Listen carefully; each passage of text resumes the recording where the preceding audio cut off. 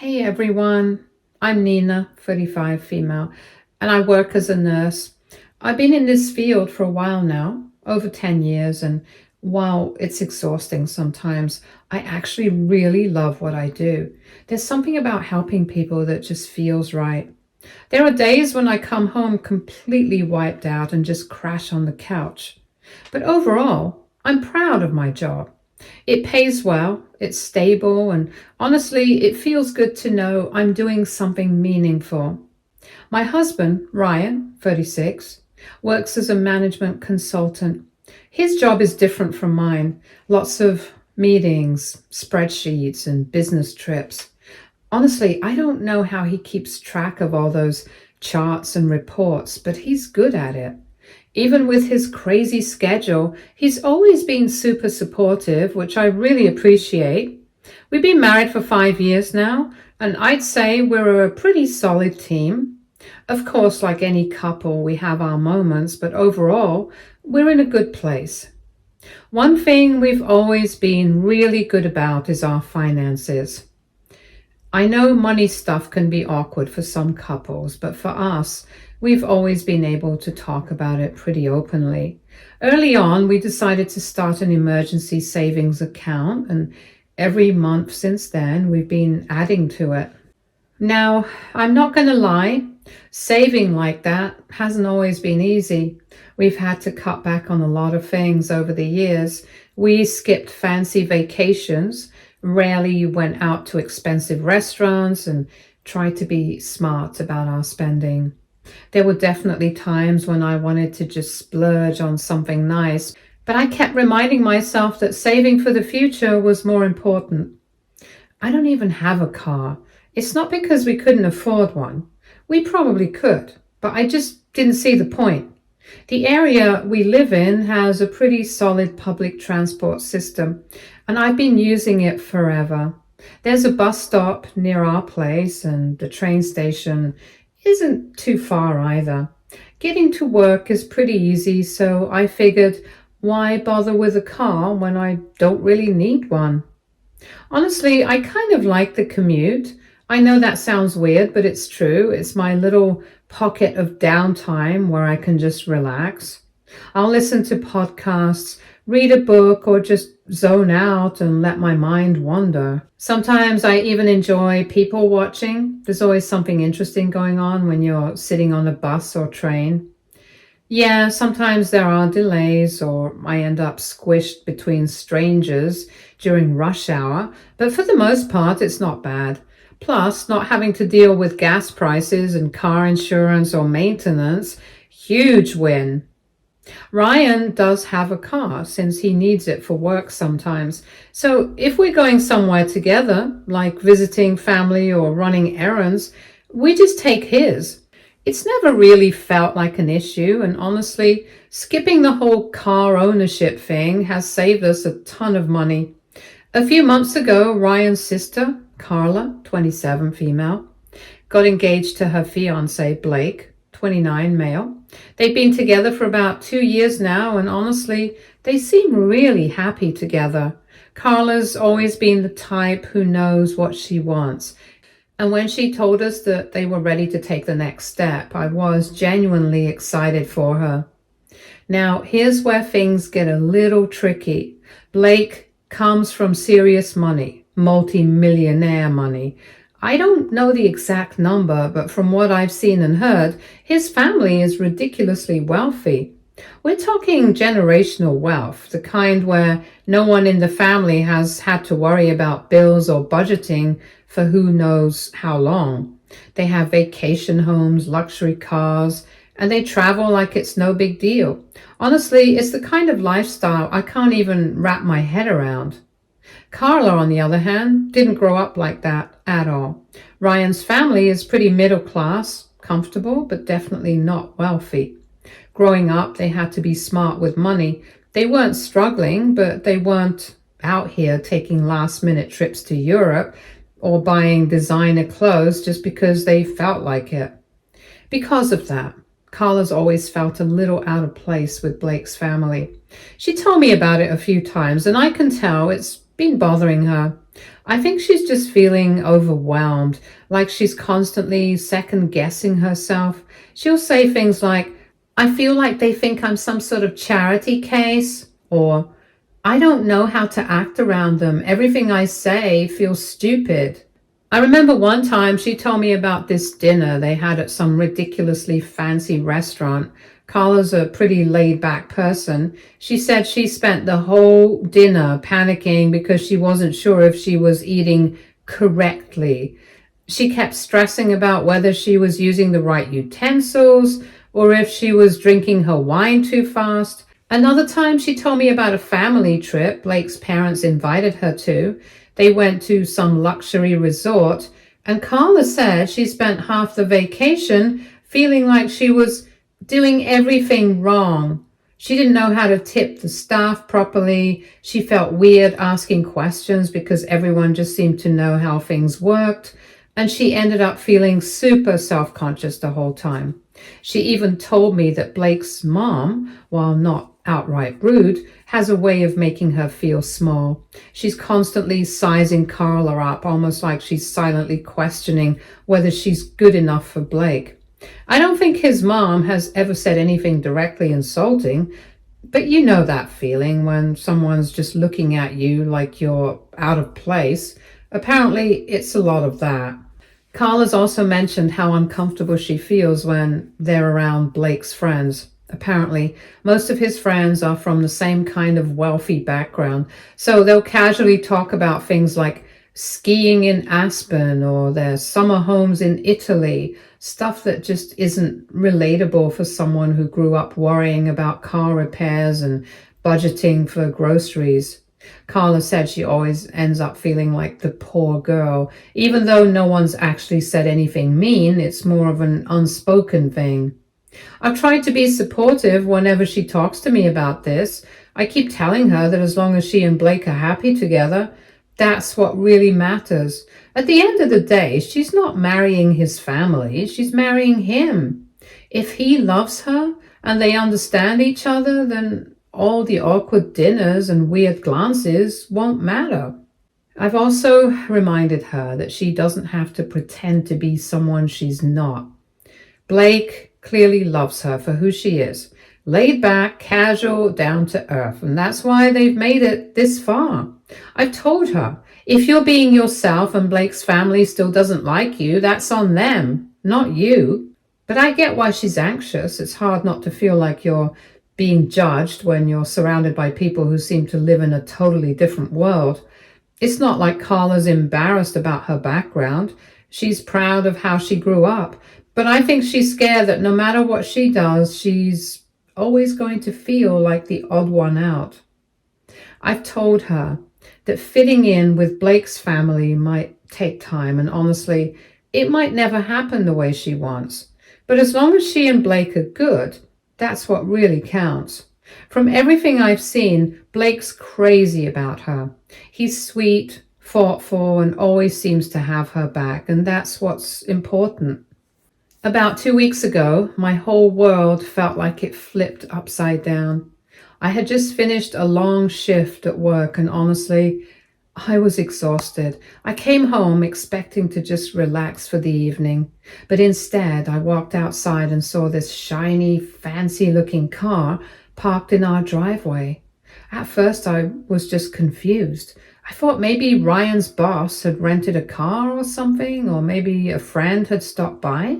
But then Ryan walked out looking all proud and excited, and that's when I realized the car was ours. I remember just standing there staring at it. I didn't even know what to say. Finally, I asked him, "What's going on?"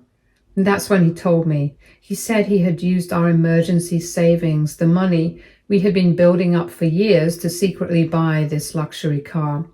And the craziest part, the car wasn't even for us. It was a gift for his sister, Carla. I was completely shocked. I asked him why on earth he thought this was a good idea, and his answer honestly floored me. He said Carla had been feeling really down lately because she was stressed about fitting in with Blake's family. He figured this fancy car would help her feel more confident, like it would somehow match her with her rich in-laws and make her feel like she belonged. I couldn't believe what I was hearing. I mean, I get that Ryan cares about his sister. I love Carla too, but spending our emergency fund on something like that? It felt like such a huge betrayal. That savings account wasn't just some random pile of cash we'd been stashing away for fun. We'd spent years building it up. We skipped vacations, drove older cars, and kept things simple so we'd have that safety net. It was our backup plan for when life threw something unexpected at us, like if one of us lost our job or if we suddenly had medical bills or home repairs.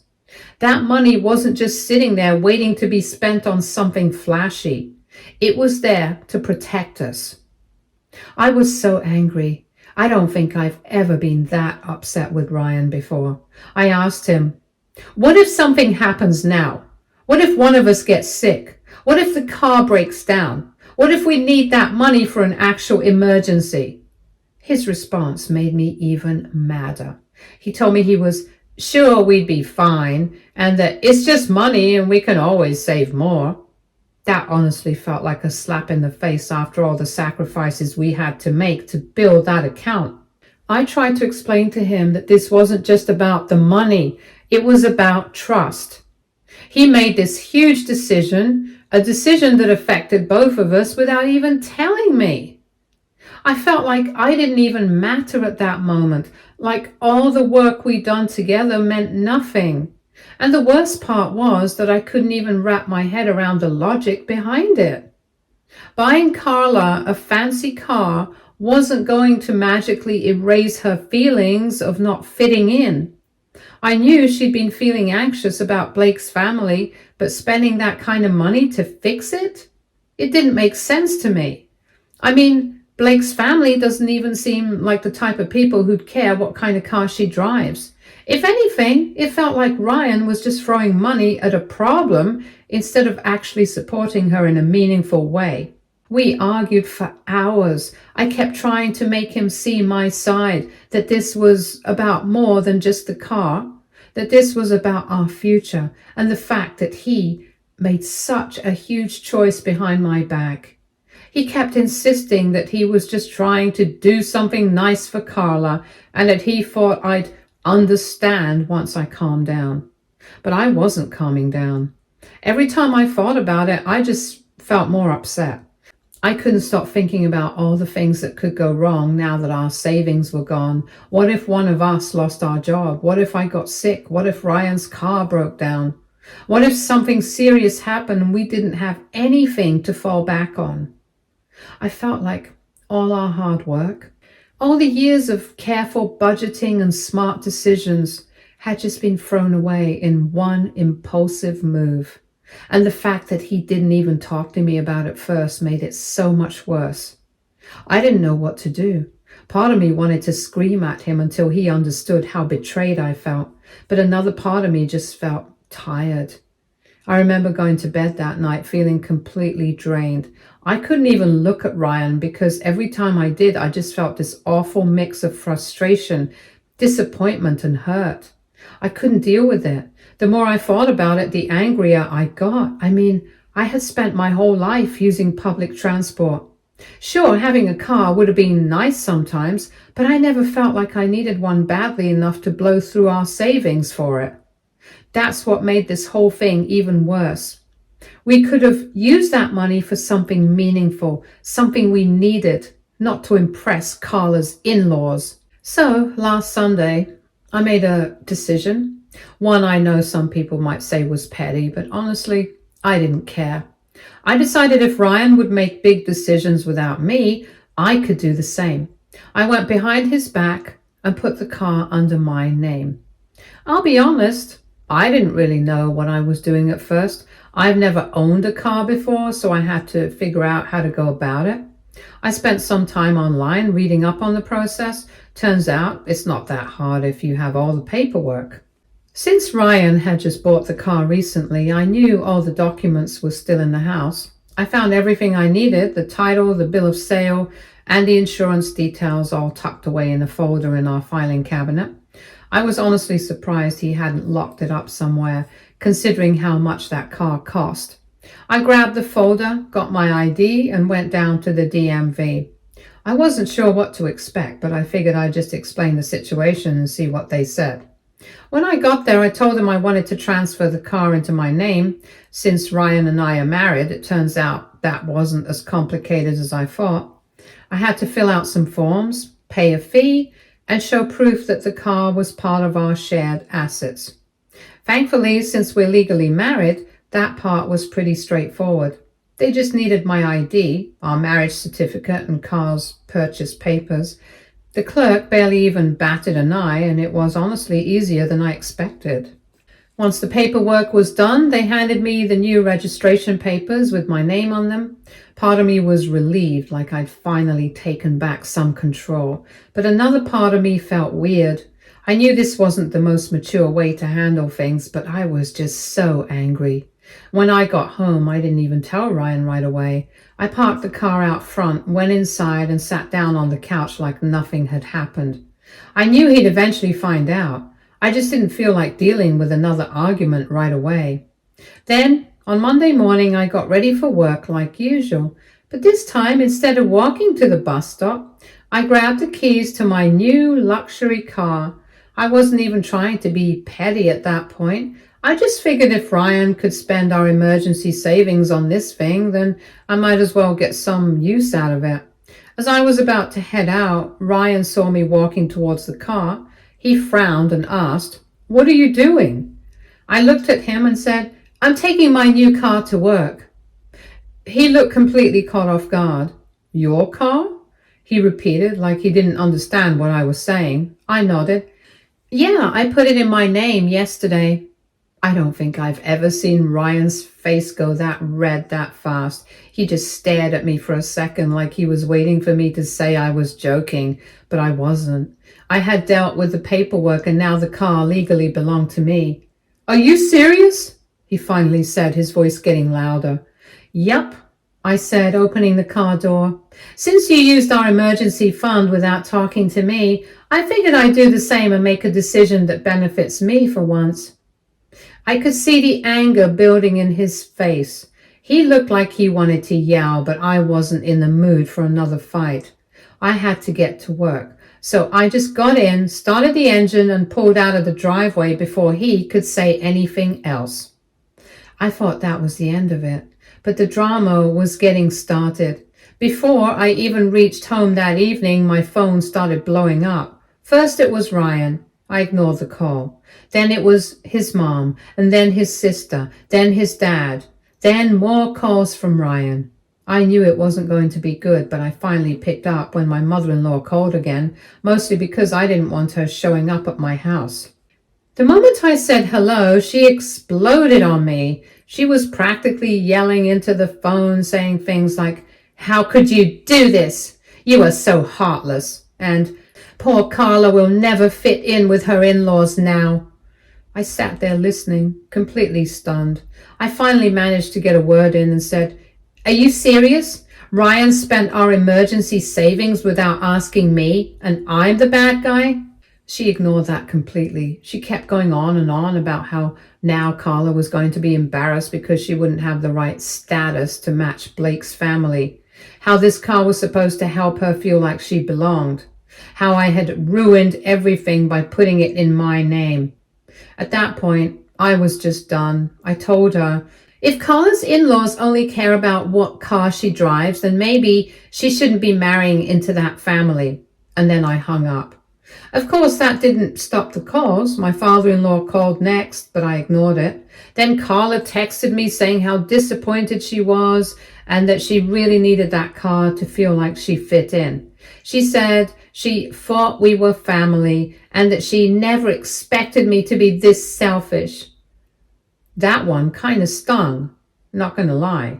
I actually like Carla. I understand that she's feeling insecure about her new in-laws, but at the end of the day, I'm not responsible for fixing that with my savings. I didn't take away her car. Ryan was the one who made a reckless decision and forced me to do something about it. Now Ryan isn't speaking to me. He slept on the couch last night and the tension in the house is thick. I know he's mad and honestly, I don't care. He had no problem making huge financial decisions behind my back, so why should I feel bad about doing the same? The only thing that's making me second guess myself is all the backlash I'm getting from his family. They all seem to think I'm the worst person in the world for this. So Reddit, AITA, update 1. Wow, I didn't expect so many people to respond. I read through a lot of the comments and honestly, they gave me a lot to think about.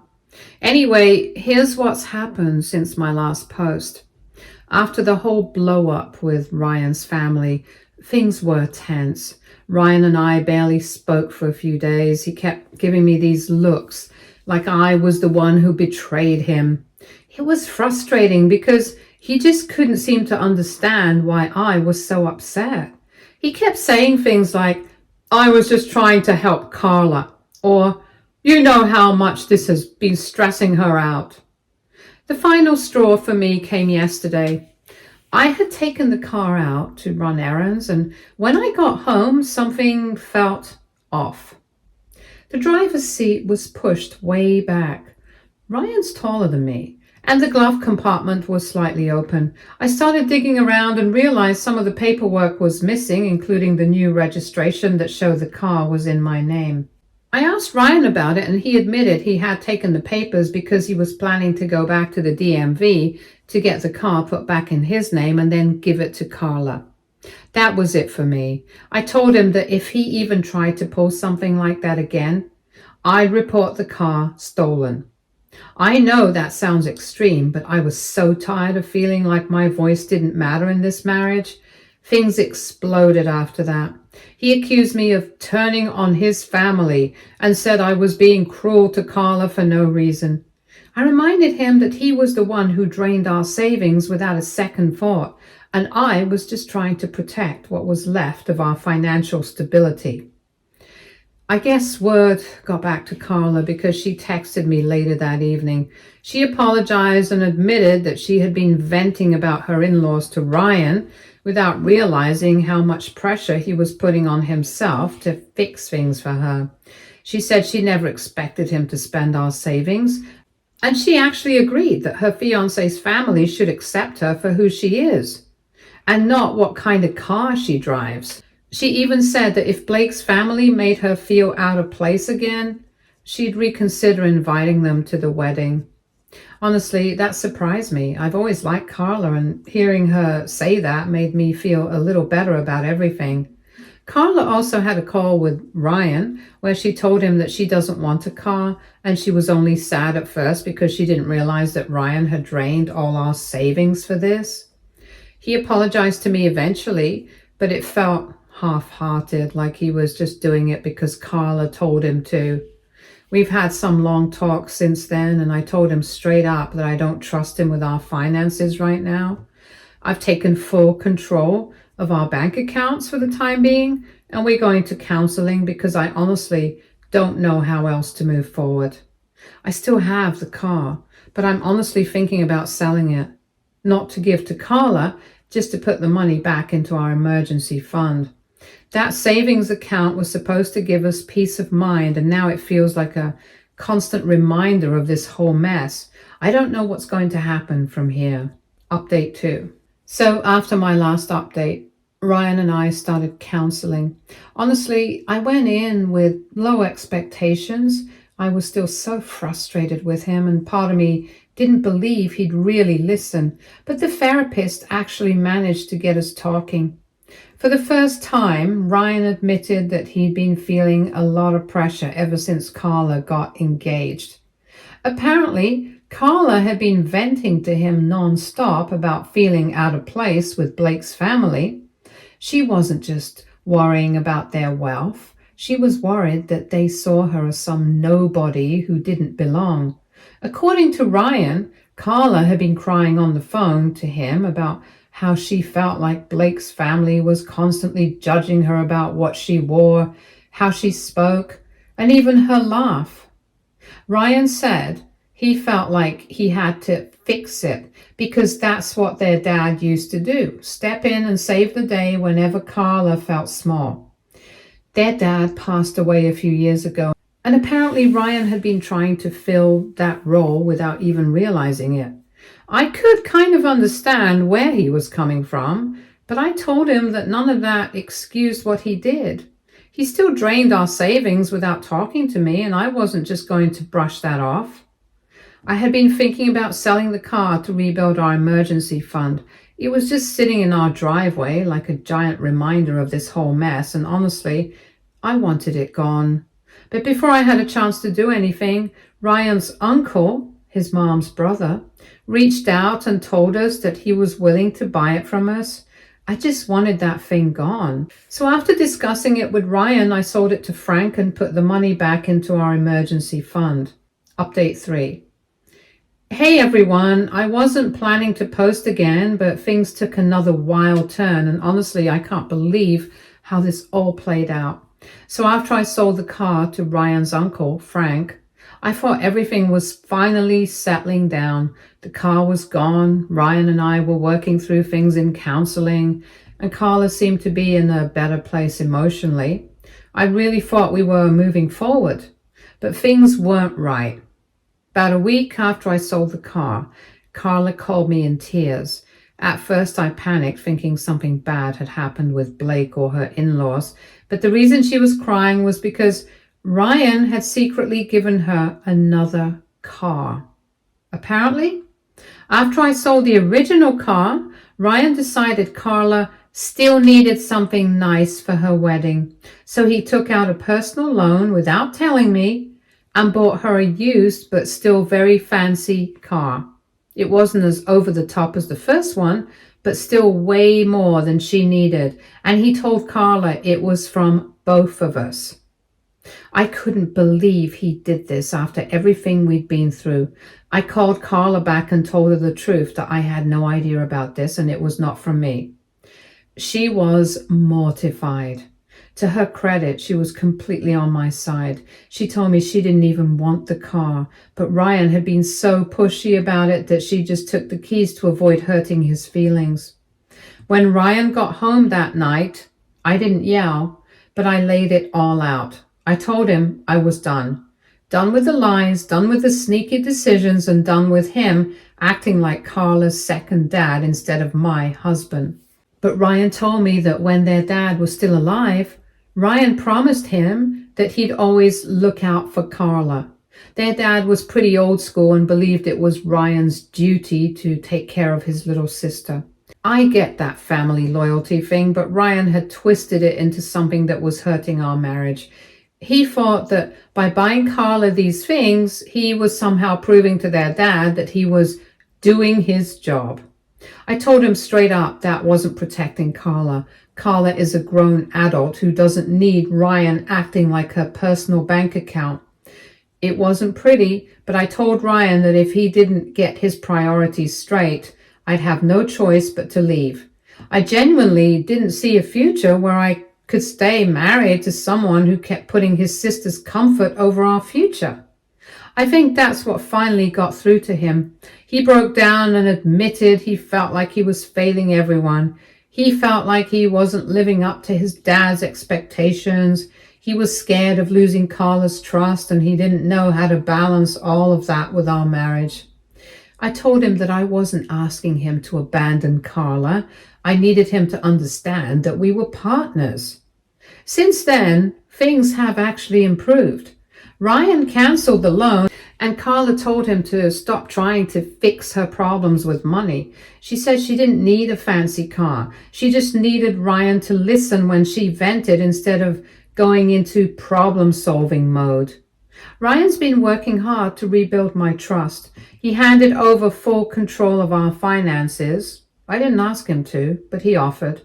And we're still in counseling. Anyway, thanks for following along with this whole mess. I'm really hoping that this is the last update because I am so over this drama. Stay tuned for more stories from our girl relationships.